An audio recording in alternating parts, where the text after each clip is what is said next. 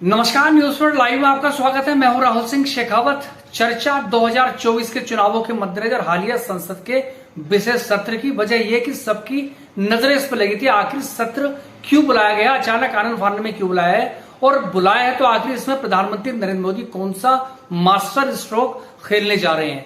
अटकलें थी, कयासबाजी थी, चिंताएं भी थी, डर भी था। वजह यह कि कार्यशैली प्रधानमंत्री नरेंद्र मोदी की ऐसी रही है कि वो फैसले चौंकाते हैं या कई बार डरा भी देते हैं। अटकल ये भी थी कि आखिर चुनाव होंगे भी नहीं, क्योंकि लोकतंत्र पे खतरे की बात की जाती रही है और तमाम जो गवर्नमेंट जो इंस्टीट्यूशन है, संवैधानिक जो संस्थाएं हैं, उन पर जिस तरह से दबाव है, तो उसके मद्देनजर वो आशंका वाजिब भी है। लेकिन जो सत्र हुआ है, सत्र में चीजें साफ हो गई है। महिला आरक्षण बिल मोदी सरकार लेकर आई है और उसमें जो था मोटे तौर पर राज्यसभा में एक मत से यानी सर्वानुमति से हो गया था और लोकसभा में मोटे तौर पर एक तरफा ही उसको पारित कर दिया गया है। लेकिन इंतजार लंबा है। महिला आरक्षण का बिल जो तकरीबन 27-28 साल से जिसका इंतजार किया जा रहा था, वो पारित हुआ है, पास हो गया है। लेकिन जो उसमें शर्त है, जो कंडीशन है, वो ये है कि जनगणना और उसके बाद परिसमन के बाद जो था वो आरक्षण लागू होगा। मतलब यह है कि देश की आधी आबादी को अभी इंतजार करना पड़ेगा। कहा यह भी जा रहा है कि 2029 से पहले ये अभी नहीं हो पाएगा। पारित होने के बावजूद भी जिस तरह से उसमें कंडीशंस हैं, उस पर सवाल खड़े होने या सरकार की नीयत पर सवाल खड़े होने लाजमी है। बीजेपी इसको मास्टर स्ट्रोक मान सकती है, ऐतिहासिक से बता रही है, लेकिन दूसरी तरफ विपक्ष ने इसको पारित कराने में सहयोग दिया, लेकिन साथ ही साथ उन्होंने अपना कार्ड खेल दिया। सीधे तौर पर उन्होंने मांग की है कि इसमें आखिर ओबीसी का आरक्षण क्यों नहीं है। वजह यह है कि 33% जो आरक्षण जो दिया गया है, जो इसके लिए कानून बनने जा रहा है, वो एससी और एसटी वो उसके अंदर आ जाएंगे। जो उनका तयशुदा कोटा है उसी के अंदर उसमें महिलाओं का भी होगा, लेकिन ओबीसी के लिए उसमें रक्षकों की व्यवस्था नहीं की गई है। मालूम है, जब बात ओबीसी राजनीति हो रही है तो खुद बीजेपी के अंदर ओबीसी आरक्षण की मांग बुलंद हो गई है। मध्य प्रदेश की पूर्व मुख्यमंत्री उमा भारती ने इस बिल पर अपना बिल का समर्थन किया है, लेकिन ओबीसी के साथ छल करने पर उन्होंने सीधे तौर पर कटघरे में खड़ा किया। उन्होंने कहा कि जब अटल बिहारी वाजपेयी प्रधानमंत्री थे, लाल कृष्ण आडवाणी थे, वो अपनी बात उनके सामने रखती, वो उससे मुतमईन हुआ करते थे। लेकिन आज की यानी नरेंद्र मोदी सरकार ने जो था, ये कहीं ना कहीं ओबीसी समुदाय के साथ ये कहीं ना कहीं अन्याय उन्होंने साफ तौर बताया। और उन्होंने कहा कि ओबीसी भिखारी नहीं है, ओबीसी अपना हक लेना जानता है। तो मतलब ये कि उन्होंने तेवर दिखाए हैं। तो बीजेपी फायदा का हिसाब देख रही है, लेकिन अगर ओबीसी वाला मुद्दा गर्म हो गया या चल पड़ा तो ये जाहिर सी बात है बीजेपी के लिए बहुत दिक्कत वाली स्थिति हो सकती है, लेने के देने पड़ सकते हैं। और आपको मालूम हो, जब ये पहले पूर्ववर्ती सरकारों द्वारा 97-98 में 98 के आसपास देवगौड़ा जब प्रधानमंत्री थे तो उन्होंने उसकी शुरुआत की थी। उसके बाद कांग्रेस सरकार आई थी, राज्यसभा में पास किया गया था। और उससे पहले जाएं तो राजीव गांधी की सरकार ने, जब राजीव गांधी प्रधानमंत्री थे, तो पंचायती राज में जो 3 टियर सिस्टम है उसमें महिलाओं को प्रतिनिधित्व देने का सपना उन्होंने देखा, तो उसकी शुरुआत की थी, जिसको बाद में नरसिम्हा राव की सरकार में पारित किया गया था। तो लोकसभा और राज्य स्तर पर विधानसभाओं में आरक्षण का बिल अभी हो ही पाया था, तो जो अब पारित हो गया, और जाहिर सी बात है राष्ट्रपति इस पे साइन कर देंगे तो उसके बाद ये कानून बन जाएगा। लेकिन कानून बनने के बावजूद भी महिलाओं को न्याय भी नहीं मिलेगा, उसके लिए लंबा इंतजार करना पड़ेगा। अब सवाल ये उठता है कि क्या इस मास्टर स्ट्रोक से बीजेपी को फायदा मिलेगा? प्रधानमंत्री नरेंद्र मोदी 2024 की जंग इसके सहारे जीत पाएंगे? वजह यह कि 10 साल के कार्यकाल में तमाम एंटी इनकम्बेंसी भी है, तमाम जो वादे उन्होंने शुरुआती तौर पे किए थे 2014 के चुनाव में किए थे, वो कुछ पूरे किए और काफी उसमें पूरे नहीं हो पाए हैं। और वैचारिक एजेंडा जो आरएसएस का, उसको पूरा करते हुए नजर आए, उनको पूरा करके दिखाया है। लेकिन अगर आम आदमी के मद्देनजर या महंगाई, बेरोजगारी और अर्थव्यवस्था की बात करें तो उस मोर्चे पर उन पर तमाम तरह के सवाल खड़े होते रहे हैं। विपक्ष हमलावर रहा है। विपक्ष की बात करें तो राहुल गांधी प्रधानमंत्री पर तीखे हमले करते रहे हैं। जो आम हित के मुद्दे, जो आम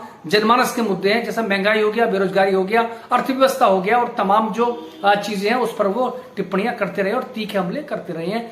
ऐसे में खुद राहुल गांधी ने संसद में भी मोर्चा संभाला था और सीधा कहा था कि महिला जो आरक्षण है उसको इतना इंतजार क्यों, हम आज तैयार है, आप आज से शुरुआत कर दीजिए। जो चुनाव हो उसके मद्देनजर हो, जो मौजूदा संख्या है इसी में से 1/3 यानी 33% महिलाओं को दिया जा सकता है सरकार को, और उसमें ओबीसी का प्रावधान होना चाहिए। और उससे पहले आपको बखूबी मालूम है, सोनिया गांधी ने जब ये बिल लाया जा रहा था, उन्होंने कहा था कि ये बिल, पत्रकारों से बातचीत करते हुए, कि ये बिल तो अपना है, इट्स लग ये था कि राजनीति होगी या उसमें विरोध होगा, या हो पाएगा नहीं हो पाएगा। लेकिन जिस तरह से विपक्ष ने उसमें दिया, उन पार्टियों ने भी, जो मंडलवादी जो पार्टियां जिन्होंने पहले उसका विरोध किया है, यूपीए सरकार में विरोध किया था, उससे पहले जो सरकार थे तब भी किया था, इसलिए वो पारित नहीं हो पाया था, वो इस वक्त उसके साथ खड़ी नजर आई थी। मतलब ये कि राजनीति बदल रही है। उम्मीद ये थी, या कैशबाजी, या उनका एक अनुमान रहा होगा कि विरोध करेंगे तो उसका फायदा उनको मिल सकता है, लेकिन वो नौबत आई नहीं है। उल्टा ये हुआ है कि ओबीसी वाला मुद्दा जो था वो गर्म हो गया है कि इसमें ओबीसी की आखिर इसमें कोटा क्यों ना हुआ। Quota within quota SC ST का है, लेकिन ओबीसी के लिए कोई प्रावधान कहीं से कहीं तक नहीं, जिसकी मांग खुद राहुल गांधी ने पुरजोर बुलंद की है।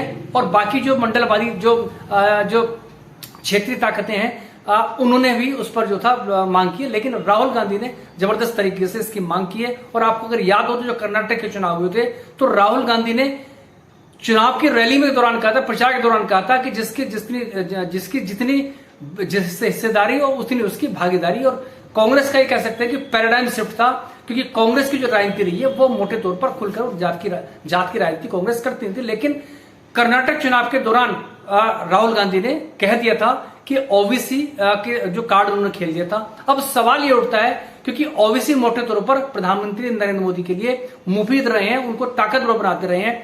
अब जबकि ओबीसी वाला मुद्दा गर्म हो रहा है, तो क्या इससे जो फायदे की उम्मीद बीजेपी कर रही थी वो मिल भी पाएगा, नहीं मिल पाएगा? कहीं ऐसा तो नहीं है कि दाव उल्टा ना पड़ जाए। वजह ये कि एक तरफ तो आरक्षण दिया जा रहा है, उसका इंतजाम किया जा रहा है, और उसके बाद उसका इंतजार भी कराया जा रहा है। मतलब ये कि लड्डू बना दिया गया है, दिखा दिया गया है कि साहब लड्डू भी आपको नहीं खाना है।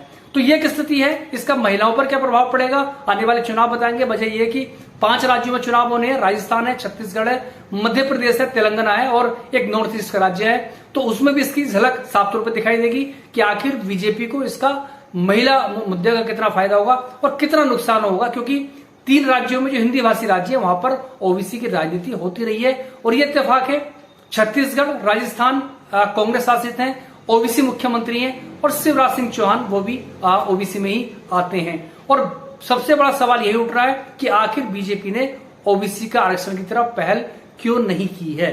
तो जो ये मास्टर स्ट्रोक है, ये जो दाव खेला कि क्या उल्टा तो नहीं पड़ जाएगा, ये भी इस पर सबकी नजरें रहेंगी। लेकिन एक जरूर चीज है कि इस बिल के बहाने कहीं ना कहीं राहुल गांधी ने या कांग्रेस ने जो इंडिया गठबंधन है, विपक्षी गठबंधन है 26 से 28 दलों का, उसको साध लिया है, क्योंकि वो ओबीसी की राजनीति करते हैं। और इस कार्ड को राहुल गांधी खुलकर अब खेल रहे हैं। कांग्रेस इस पर जमकर बैटिंग कर रही है, उनको भी कहीं ना कहीं साध लिया है, और बीजेपी को असहज, जाहिर सी बात है, कर दिया है या करने जा रहे हैं। क्योंकि बीजेपी के लिए स्थिति यह है कि ओबीसी का बीजेपी को वोट मिलते रहे हैं, और आरक्षण के मामले में बीजेपी अभी क्लियर कट उसकी कोई स्थिति नहीं है। और विपक्ष दबाव बना रहा है महिलाओं के लिए कि साहब इसमें ओबीसी को लाइएगा और इसको अभी करिएगा।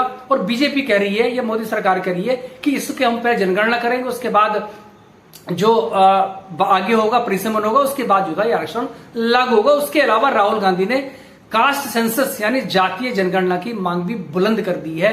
मतलब यह है कि सीधे तौर पर असहज कर दिया है। अब सवाल यह उठता है कि जो संसद का विशेष सत्र जो इस नियत से बुलाया गया था कि इससे नरेंद्र मोदी कुछ बड़ा तहलका कर देंगे, तो जाहिर सी बात है बिल ऐतिहासिक है।